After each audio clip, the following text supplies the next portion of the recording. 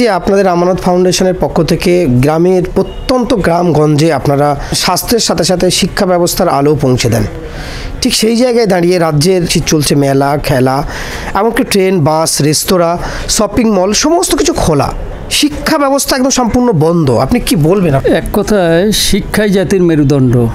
শিক্ষা ব্যবস্থা বা শিক্ষা যে সিস্টেম আমাদের সমাজে প্রচলিত আছে সেটা যদি ভেঙে পড়ে তাহলে গোটা জাতির মেরুদণ্ড ভেঙে পড়বে, এটা আমাদের বিশ্বাস। তো সেজন্যেই যেমন সব কিছু খোলা আছে, বাজার ঘাট, মেলা, বিয়ে, অনুষ্ঠান, সেরকম শিক্ষা আমার মনে হচ্ছে যে অর্ধেক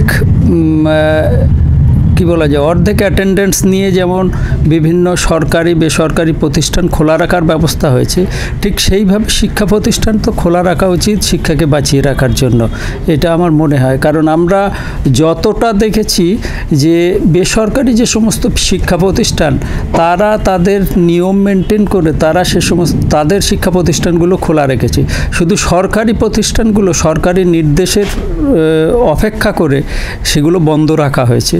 সেক্ষেত্রে আমরা লক্ষ্য করেছি যে বাড়িতে বসে বসে ছেলে মেয়ে এই মোবাইল, ভিডিও গেম, টিভি, এতে শেষ হয়ে যাচ্ছে, শিক্ষা ব্যবস্থা একেবারে শেষ হওয়ার পথে বসেছে। তো সে জায়গায় যদি এই স্কুল কলেজ খুলে দেয়া হয় অপেক্ষাকৃত কম অ্যাটেন্ডেন্স রেখে, 50-50 অ্যাটেন্ডেন্স রেখে, আমার মনে হয় এটা আমাদের ভবিষ্যৎ প্রজন্মের জন্য কল্যাণকর হবে বলে আমাদের বিশ্বাস। মহারাষ্ট্রে সোমবার থেকে ক্লাস 1 থেকে 12 পর্যন্ত সমস্ত স্কুল খুলে দেওয়া হচ্ছে, তাদের ক্লাস হবে। পশ্চিমবঙ্গ সরকারের এখনও পর্যন্ত কোনো পদক্ষেপ নেই যে শিক্ষা ব্যবস্থা খুলে দেওয়ার জন্য। এ বিষয়ে আপনাদের কি দাবি, আপনারা কি বলবেন? না, এটা আমরা বলতে পারি আর কি, সরকার কি ভাবছেন না ভাবছেন সেটা আমাদের জানা নেই। যে গার্জেন হিসেবে আমাদের সেই এটা মাথায় রাখা যে স্কুল যাতে খোলে, ছেলেমেয়েরা যাতে সুস্থ এবং সঠিকভাবে পড়াশুনো করতে পারে, সেটাই আমাদের সমাজের প্রত্যেক স্তর থেকে সরকারের কাছে এই দাবি রাখা উচিত, যাতে স্কুলের আমাদের প্রজন্মের ছেলেমেয়েরা পড়াশুনো করতে পারে।